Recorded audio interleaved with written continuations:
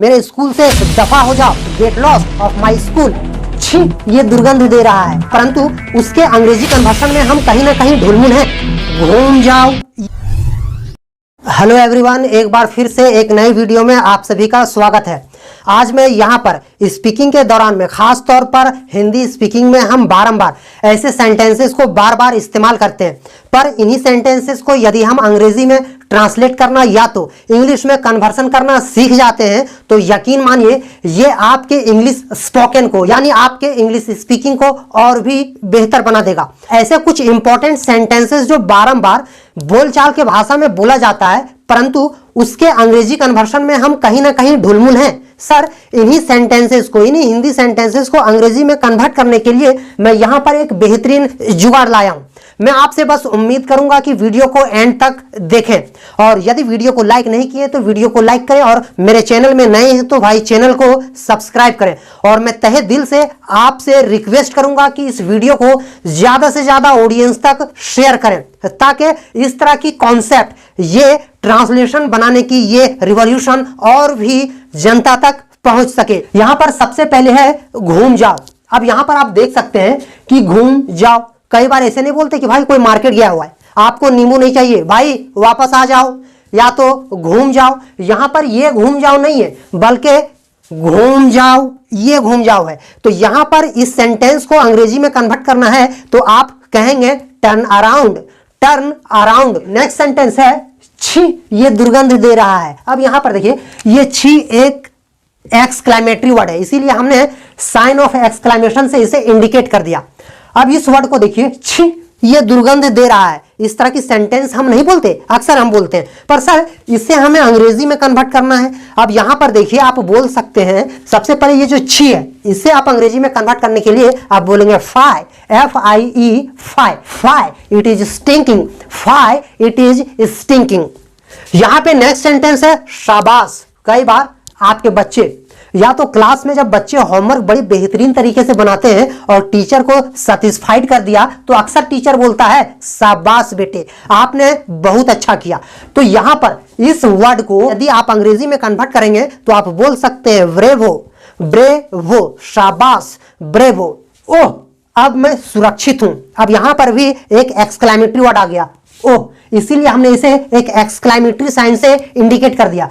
ये जो है ओह, हमने यहां पर लिखा ओह, ये एक एक्सक्लेमेटरी वर्ड है, इसीलिए हमने ये जो साइन से इंडिकेट किया, ये एक एक्सक्लेमेटरी साइन है।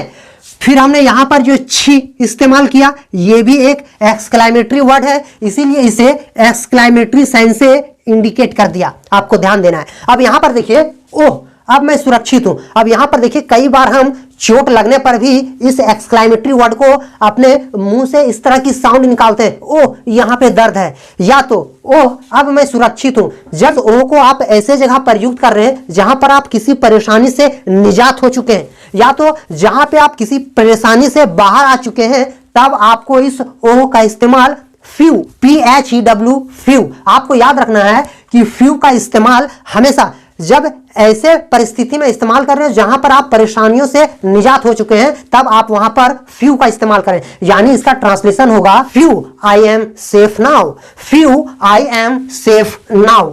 छी, सड़ा हुआ गंध, छी, सड़ा हुआ गंध। अब यहां पर देखिए, ये छी एक एक्सक्लेमेटरी वर्ड है, इसीलिए हमने इसे एक्सक्लेमेटरी साइन से इंडिकेट कर दिया। यदि आप इसे ट्रांसलेशन करेंगे, छी सड़ा हुआ गंध है, तो आप बोल सकते हैं fie it is rotten a smell, fie it is rotten a smell. आपको यहां पर ध्यान देना है, fie, FIE, fie it is rotten a smell, it is rotten a smell. अब आपको यहां पर ध्यान देना है कि ये रॉटन एक वर्ब है और यहां पर स्मेल नाउन का फॉर्म है, और जब कभी भी वर्ब को आप एक एडजेक्टिव का रूप दे रहे हैं तो उस वर्ब को हमेशा आपको वर्ब के थर्ड फॉर्म में ही इस्तेमाल करना है, ताकि वो एडजेक्टिव का रूप धारण कर सके। यानी छी, सड़ा हुआ गंध है, तो आप बोल सकते हैं fie it is rotten a smell, fie it is rotten a smell. आइए देखते हैं नेक्स्ट सेंटेंस को, जारी रखो। जब आप कोई चीज बहुत अच्छा कर रहे हैं तो अक्सर बड़े बुजुर्ग बोलते हैं कि भाई कंटिन्यू रखो, इस चीज को बरकरार रखो, जारी रखो। तो आप बोल सकते हैं keep it up, keep it up. वैसे तो इसके कई सब्स्टिट्यूशनल सेंटेंस हैं, जैसे बी कंटिन्यू, ये भी आप बोल सकते हैं बी कंटिन्यू, पर बी कंटिन्यू से भी ज्यादा स्टैंडर्ड और बेहतर होगा कीप इट अप, जारी रखो, कीप इट अप, जारी रखो। हुर्रे, हम जीत गए। अब यहां पर ये जो हुर्रे है ये भी एक एक्सक्लेमेटरी वर्ड है, और यदि ये एक्सक्लेमेटरी वर्ड है तो भैया एक्सक्लेमेटरी साइन से इसे इंडिकेट करना लाजमी है, तो हमने वो कर दिया। हुर्रे, हम जीत गए, तो आप बोल सकते हैं hurray we have won, hurray we have won. नजर से दूर हो जाओ, get lost of my sight, get lost of my sight. अब यहां पर ध्यान देना, यदि आपको यह बोला जाए कि मेरी जिंदगी से दूर हो जाओ, get lost of my life. यदि मैं आपको बोलूं मेरे स्कूल से दफा हो जाओ, get lost of my school, तो आप बोल सकते हैं gate lost of my school, gate lost of my school. मेरे प्रॉपर्टी से दफा हो जाओ, मेरे संपत्ति से दफा हो जाओ, get lost of my property, gate lost of my property. ये सुनने में अच्छा लग रहा है। अब इसे अंग्रेजी में कैसे बोलेंगे? It sounds good. अब यहां पर आपको ध्यान देना है कि ये सुनने में अच्छा लग रहा है, तो आप बोल सकते हैं इट साउंड्स गुड। यदि मैं आपको बोलूं कि ये देखने में अच्छा लग रहा है, इट लुक्स गुड, या देखने में अच्छा लग रहा है, इट लुक्स गुड, या स्वाद में अच्छा लग रहा है, इट टेस्ट्स गुड, ये सुनने में अच्छा लग रहा है, इट साउंड्स गुड। आज धूप खिली है, या तो आज बादल है, या तो आज कोहरा है।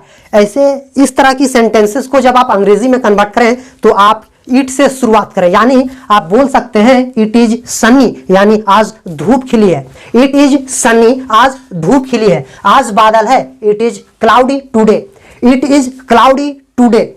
आज कोहरा है, इट इज फॉगी, आज कोहरा है, इट इज फॉगी टुडे। यहां पर नेक्स्ट सेंटेंस है आज उमस भरा दिन है। अब यहां पर देखिए ये जो है ये वर्ड उमस भरा, कई बार ऐसे गर्मियों में ऐसी भी परिस्थिति नहीं आता है कि बेतहाशा पसीना, चिपचिपा सा और बेचैनी सा, आप पंखे की हवा भी खा रहे हो तब भी गर्मी आपको बेचैन किए हुए रहता है। ऐसे ही परिस्थिति को उमस भरा दिन कहते हैं, और इसका अंग्रेजी उमस भरा का होगा सल्ट्री, SULTERY, सल्ट्री। यानी इससे जब आप अंग्रेजी में ट्रांसलेशन करें तो आप बोल सकते हैं it is सल्ट्री today, it is सल्ट्री today, यानी आज उमस भरा दिन है। परीक्षा के लिए तैयार हो जाओ, gate ready for the exam, get ready for the exam. वैसे इस सेंटेंस का एक और सब्स्टिट्यूशन है जिससे आप अंग्रेजी में ट्रांसलेशन कर सकते हैं। आप बोल सकते हैं gear up, gear up, gear up for your exam, for your exam, इस तरह भी बोल सकते हैं। और आप बोल सकते हैं get ready for exam, get ready for your exam. आगे यहां पर है मुंह मत लटकाओ, don't pull a long face, don't pull a long face, don't pull a long face. इस वर्ड को आपको, इस सेंटेंस को आपको बिल्कुल रट लेना है ताकि स्पीकिंग के दौरान में आप हूबहू इस सेंटेंस को आसानी से बोल सके, क्योंकि मुंह मत लटकाओ इस तरह की हिंदी सेंटेंस अक्सर हम बोलते हैं, पर इसके अंग्रेजी को जब इसी सेंटेंस को अंग्रेजी में कन्वर्शन करने की बारी आती है तो कहीं ना कहीं हम ढीला पड़ जाते हैं।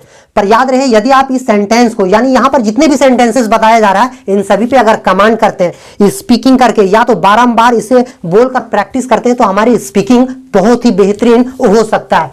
खुश हो जाओ, चीयर अप, खुश हो जाओ, चीयर अप। यहाँ पे नेक्स्ट सेंटेंस है सामान बांध लो। कई बार हम जब जर्नी में जाते हैं या तो सफर में जाते हैं तो कई बार हम सफर में जाने से पहले सामान पैक करते हैं, सामान बांध लो। बोल सकते हैं पैक योर बैग्स, सामान बांध लो, पैक योर बैग्स। वह नहीं रहा यानी लुढ़क गया, यानी डेथ हो गया, तो आप बोल सकते हैं ही इज नो मोर, वह नहीं रहा, ही इज नो मोर। इसे एक और सेंटेंस यानी एक और तरीके से बना सकते हैं ही पास्ड अवे, ही पास्ड अवे। आप ये भी बोल सकते हैं, या तो ही इज नो मोर, वे नहीं रहे, ही इज नो मोर, वह नहीं रहा। आगे सेंटेंस है माफ करें, एक्सक्यूज मी, माफ करें, एक्सक्यूज मी। और यदि इससे स्टैंडर्ड आपको बोलना है तो आप बोल सकते हैं I beg your pardon, I beg your pardon, माफ करें, आई बेग योर पार्डन, या तो एक्सक्यूज मी।